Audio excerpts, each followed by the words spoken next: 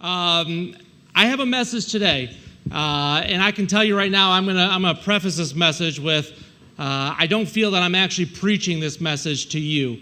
This is one of these messages where I feel like I'm preaching it to myself, that I'm working on it myself, that this message was a word from God, a moment where God says, my word is still relevant, my word is living and active. And I actually, this whole message came to me in a split second. I was in the middle of a therapy session, and my therapist said 5 simple words. He said, "Blessed are the peacemakers." And in that split second, my brain just reverted all the way back to my childhood, and this entire message just kind of folded out for me. And this happened about 5 weeks ago, and since then it's been a word that has changed, that has reshaped, that has restructured my worldview and my outlook on life and my theology of how I view Christ and the world and my ministry. But the reason why this verse had such a profound impact to me was this was actually from my childhood, the earliest verse I can remember my parents teaching me. And I remember them saying it all the time, "Blessed are the peacemakers." So repeat after me, "Blessed are the peacemakers." Turn to the person next to you and say, "Blessed are the peacemakers." Okay, how many of you guys just said that to the back of somebody's head? That means psychologically, the person likes the person they're sitting next to more than you. That is an example of not being a peacemaker.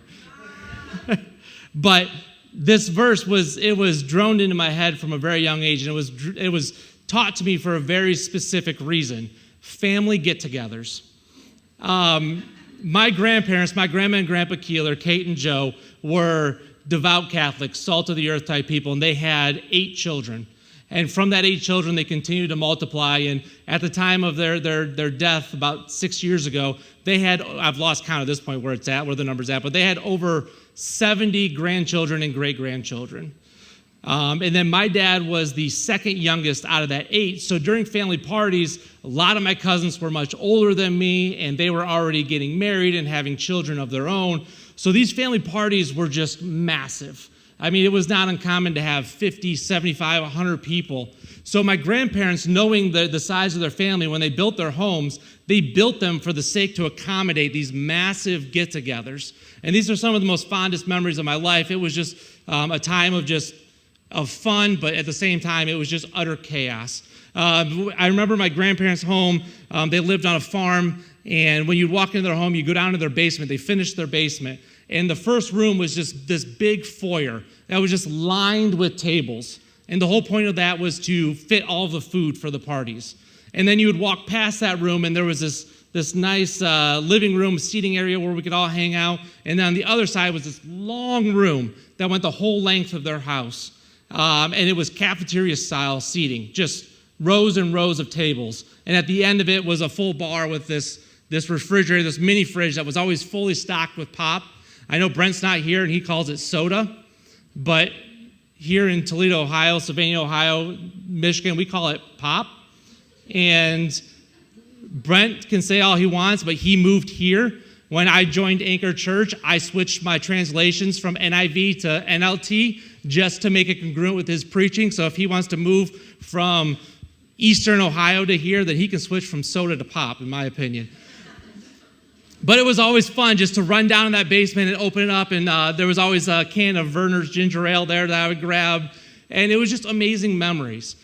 But on the way to the parties, my parents would always be telling me, "Blessed are the peacemakers, blessed are the peacemakers." And the reason for that is if any of you guys know me, and more importantly, if any of you guys have ever played any competition with me, basketball, or at our small group, we were playing spike ball, I am fiercely competitive.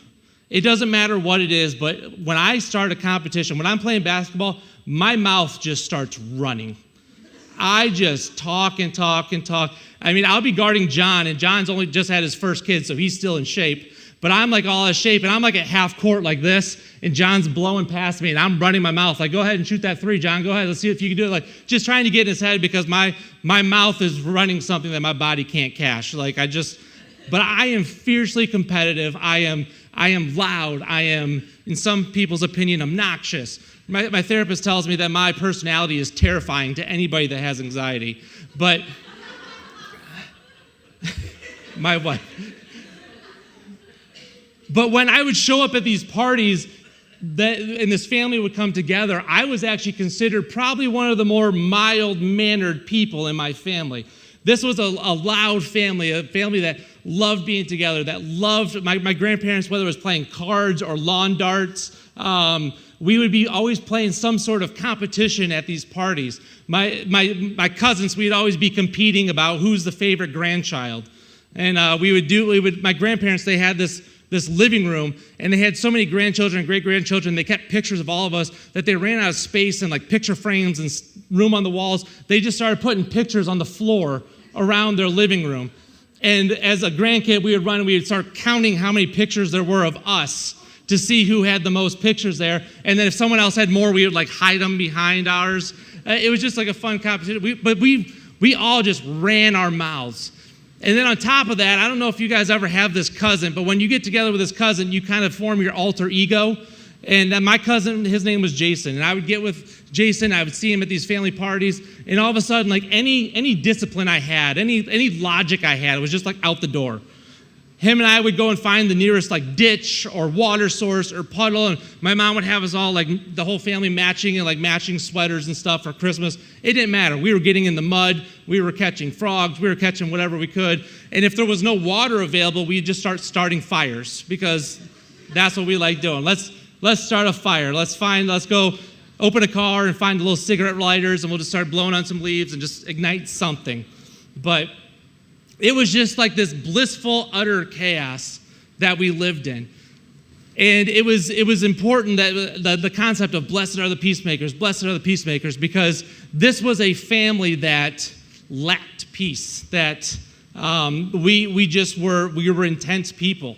And I think that is a reflection of where we are in the world today, where as Christians, as a church, we have grown to this point where we are very loud people. We are very vocal people, whether it be on social media or in politics. We are very much in-your-face people, that we have taken that concept of not being ashamed of the gospel, and we have ran with it, that we have pushed it. We have pushed the limits to it, and we have tried to influence the world around us through our aggression.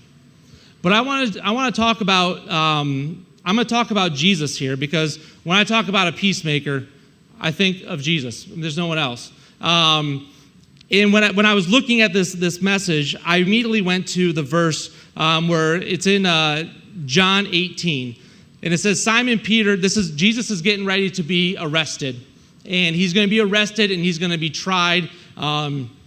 Literally, the Roman soldiers and the religious leaders are coming to arrest him as a religious terrorist. They're coming and they're going to accuse him. They're going to say, what you're doing is wrong. It is blasphemy. It is a danger to society. We are going to arrest you, and then we are going to eventually execute you. So when the soldiers came, it says, Simon Peter drew a sword and slashed off the right ear of Malchus, the high priest's slave. Now, I love Peter because I can relate to Peter. He was one of the sons of thunder. He ran his mouth. He spoke what he thought. He definitely was just the man of action. And I remember very vividly this scene, because growing up, we would always have these church plays. And during Easter time, when they acted out the crucifixion of Christ, there was always that scene where the Roman soldier would come out and Peter would come out and cut off the ear. And at church, we had like this fake ear that would like fall on the ground. I just thought that was really cool as a kid. And but what Jesus' next words were is he says, Peter, put your sword away. And he actually rebukes Peter for cutting off his ear. Not only that, he goes and he takes the ear and he puts it back and he heals the individual. And I think that's an important message today, because what Jesus is saying here, he's like, look, these are the people that are oppressing me. These are the people that are trying to overturn the kingdom of heaven that I'm attempting to establish here on this earth. And Peter thought that too, because Peter's thinking Jesus is here. We're going to overthrow the Roman government. We're going to establish the Jewish nation. We are going to establish this heaven on earth. And Jesus is saying, no, that's not my plan. And what Jesus is outlining here is he's saying that I don't have an enemy. There are no enemies here. And I think as a church in America, we have lost that concept that we don't have enemies. We have one enemy, and he's not a human being. That every man, woman, and child on this earth, we are meant to minister to. We are meant to love. We are meant to be peacemakers for.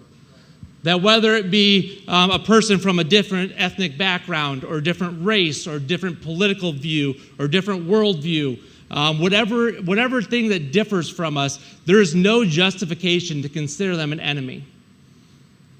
And I think that's a hard pill to swallow, because I'm the person that likes to run with the verse that the kingdom of heaven is forcefully advancing, and aggressive men take it by force. I love that concept of pulling out my sword and charging in, and let's just get this job done. Let's just make this happen. But that's not Jesus' tactic. That's not what Jesus commands us to do. That's not the method that he uses. He actually tells us to step back. He tells us to relax. I don't like relaxing. It's not in my nature. But if you look at Jesus' ministry, he didn't minister to people through aggression, through forcing, through even forcing scripture on them. But it was more of a relaxed status of, come have dinner with me, come sit with me, come hang out with me. And I think as Christians, we are drawing too many lines in that sand. That we're saying, these are not my people. These are not my people. These are my people over here because they fall into my worldview. They fall into what I feel comfortable with. And it simplifies it when we do that. War, in a sense, is easy. Because when you draw lines in the sand, you can do whatever you want to protect your people. And you can do whatever you want to defend against the enemy. And it makes it simple. I remember post 9/11, America, great time of unity in our nation, because what did we do as Americans? We said, we're all one people. It doesn't matter our differences anymore. We're all one because there's another group of people that are not us. So we sunk in. We said, okay, these are our people. These are the people that we're going to take care of. We're going to minister to these people. We're going to provide for these people, and we're going to defend against these people against this enemy at all cost. And church, this is what's happening in the church today, in the North American church, in the American church. We are sitting back and we are drawing lines and saying these people are not ours, not our problem. Even just in the story that I talked about my grandparents, when I talked about them being Catholic, some of you guys had some feelings about that, and you may not even have realized it. That they're different than us. They're not the same as us. There's something separate, so they're not us. But to see how backwards that worldview is, we share a property line with Catholic Church. In my mind, Noah and Colin wake up every morning. They walk out of the parsonage and they go have tea across the little river there with the nuns. Whether that happens or not, I don't know, but that's what I envision happening. That Colin's just sitting on a stump over there sipping his tea, and the nuns are over there just waving to him. And there's like deer and stuff walking through the middle, a nice peaceful setting. But that's the world that we're living in now. We have created these lines in our head. And because of that, it's affecting our ministry. It is holding us back. It is isolating us from the world that we are supposed to be in to win the lost. The next, when you go forward in the story, Jesus has now been convicted. He is now in the process of being crucified, and he is on the cross. And if you go to John 19, verse 26, it says, when Jesus saw his mother standing beside the disciple he loved, he said to her, "Dear woman, here is your son." And he said to his disciple, "Here is your mother." And from then on, the disciple took her into his home. Jesus is on the cross, and he's looking down, and his mother's hurting. I can't imagine that, to sit there and being one all-powerful God, nailed to a cross by people that are supposed to be my own people, rejecting me, and then looking down and seeing my mom hurting, and the disciples, the people I've poured into for 3.5 years, hurting. And Jesus had the ability to pull himself off that cross for a moment and to go and comfort and say, hey, it's okay. I planned this. I'll be back. Don't worry. But what did he do? He stayed on there, and he turned to the men he trained. He turned to the people, his beloved disciple, John, the one he was closest to. And he says, it's your turn now. It's your job to comfort. It is your job to fill the role that I was filling for you. And that's what peace brings about. Peace brings about multiplication. You see, in war, in a military sense, you have a hierarchy. You have the generals and then the officers underneath them and the soldiers. And the way that you advance in war is the guy in front of you dies. So what happens, it's replacement. And that's what we're seeing a lot, and we see this a lot in the church today, where you have a pastor that is going full out, that he has an amazing church, but he keeps putting all the energy on himself. He keeps putting all the effort on himself. He keeps putting all the responsibility on himself. And what happens? He starts to get burnt out. He starts to take wounds. He starts to not give himself time to heal. He starts to give himself not time for that presence and peace of God. So what happens is scandal comes out, or just absolute burnout where he has to resign, or he just quits and falls away from the faith altogether. And then what happens? The next guy below him steps up. And everybody in the church gets a one-level promotion until a few years from now, when that next guy at the top level burns out, fades out, fizzles out, and he's gone, and then it's promoted again. When we live a life of aggression, when we live a life of war, we will not multiply ourselves. We will not multiply our ministry. We will not multiply the church. We'll simply replace. We'll have a volunteer here, and that volunteer will get burnt out, and it'll leave a gap, and then the next person steps in, the next family steps in, and then the next new family comes in, and they take that person's place. And this is why you can see churches that after decades and decades and decades, although new people have come and went, the church has never actually grown. It's just people replacing people, and then those people going to the next church. And we're just replacing each other, and there's no actual multiplication. We're just doing line item addition and subtraction. As a church, we need to be willing to take time for ourselves. This is a new concept for me, and this is one of the things that I love being under Brent about, is he is the kind of person that says, not only for himself, making sure he takes time to recuperate and to spend time with his family and to make sure that he is solid for us, but he encourages us to do the same. Last week, we did not meet for church. We did not come together. Let's just be brutally honest. Offering was not given last week because we decided not to meet together. As a pastor, that could be a very scary thing for a young church that has ministries that we've committed to support. But there's an importance there of taking that time, because in the end, the biggest problem, the biggest hurt to a church is people just getting burnt out. And they get burnt out, they fall away, and they just move to the next church where they can be the no one and start off at the bottom and recover and work their way up, and then they get burnt out. And then the last point I want to make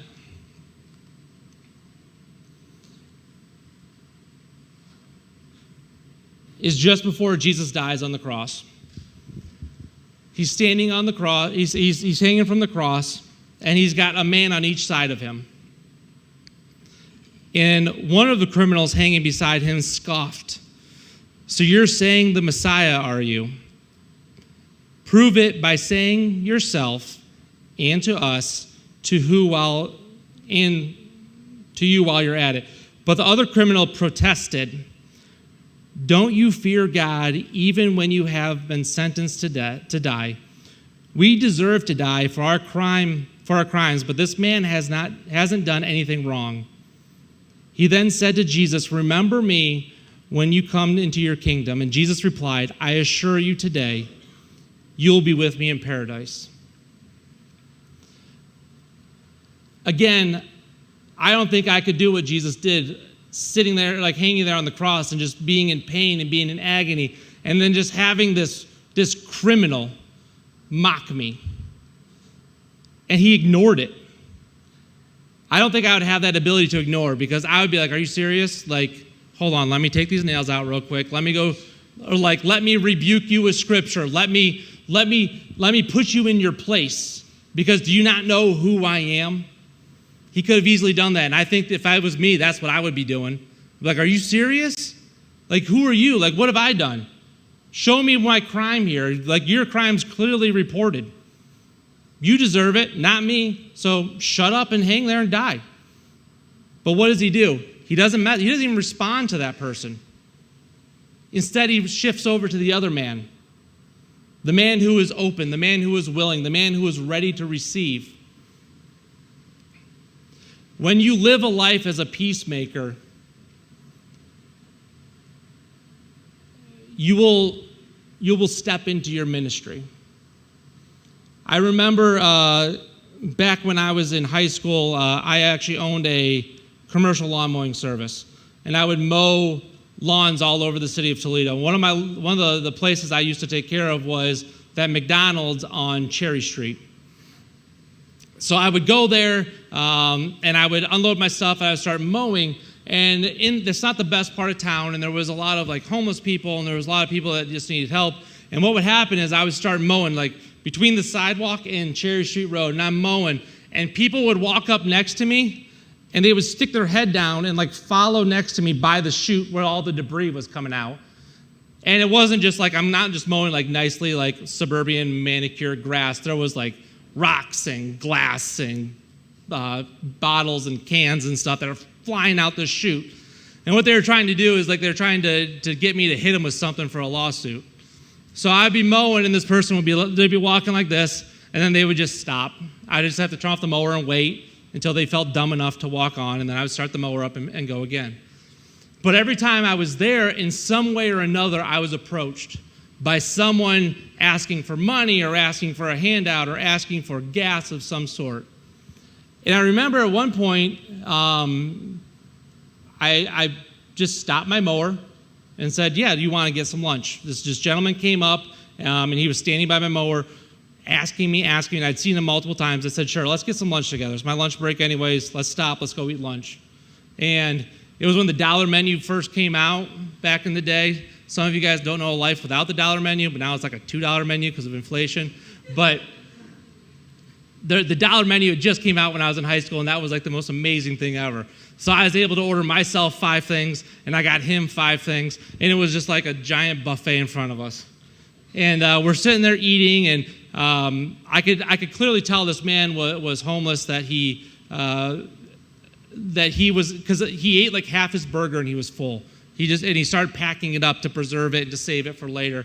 And I was talking to him, and he was talking to me, and he was saying that he grew up in the church. His mom used to take him to church all the time, and then his mom passed away, and he had stopped. And he said, the sad part is, you don't need to go to church to find the hurting people.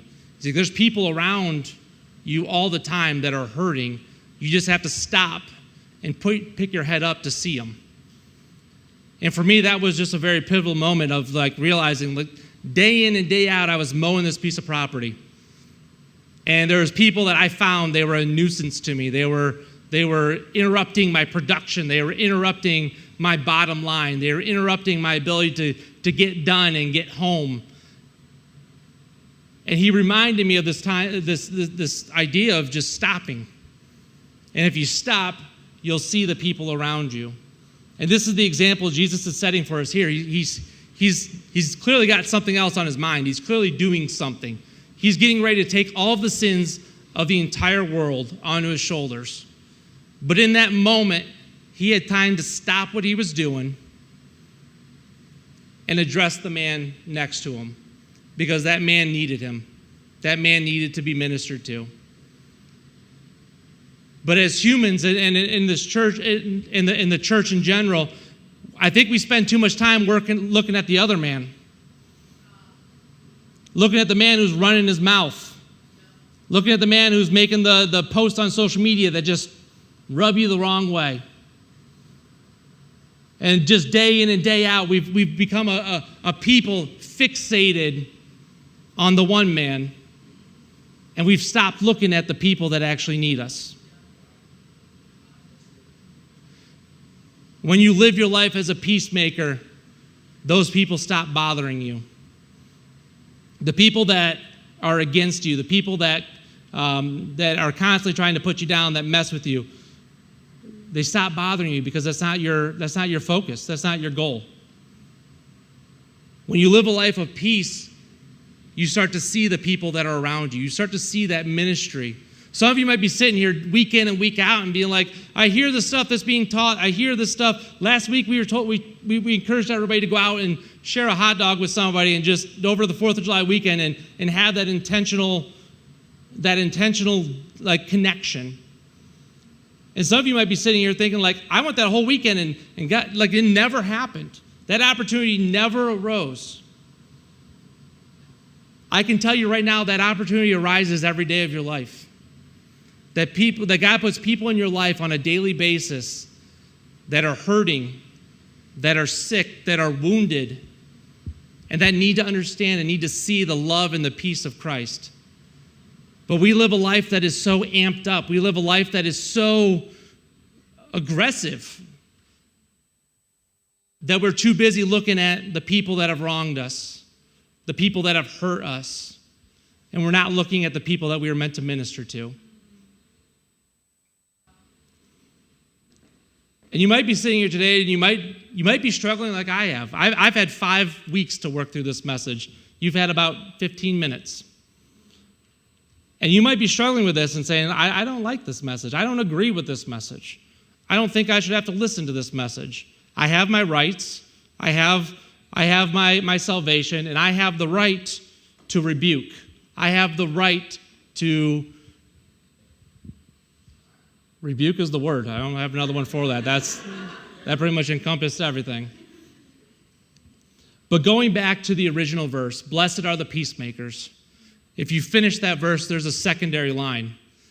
It says, blessed are the peacemakers, for you will be called the children of God. And I want to ask you today, what title in your life is most important to you?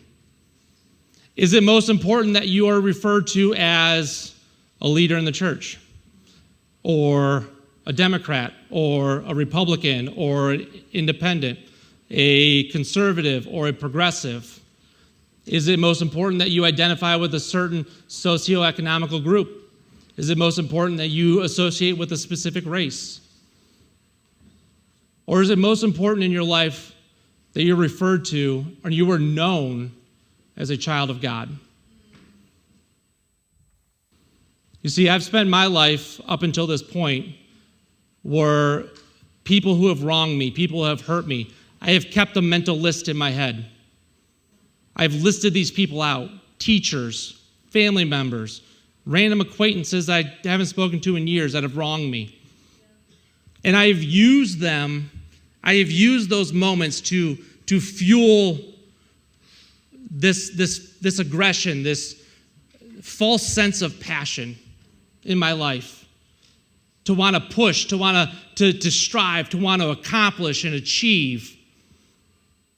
And the only thing I've learned in that process is when you start a list of enemies, you're just going to have to keep adding enemies to the list. That as you move forward in that aggressive lifestyle, that there's going to always be people opposing you. There's always going to be people who find fault in what you do. And that list will just keep growing longer and longer and longer. And at a certain point, you don't even know why you're doing what you're doing anymore because you're just trying to prove these people wrong that probably don't even remember the initial conversation to begin with. So for myself, I have chosen over the last 5 weeks to get rid of that list. To not live my life according to proving these people wrong, but to live a life as a peacemaker.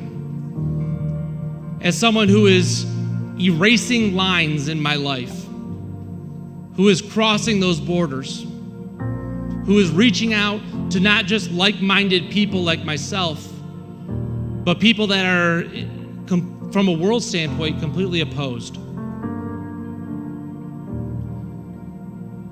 So I want to encourage you today that if you hear anything I say today, Be a child of God. Let that be your label.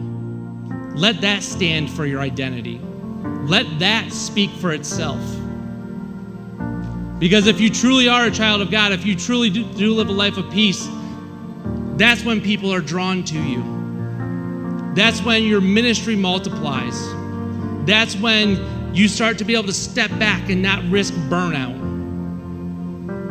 That's where you take people that used to be your enemy and now you can call them friend.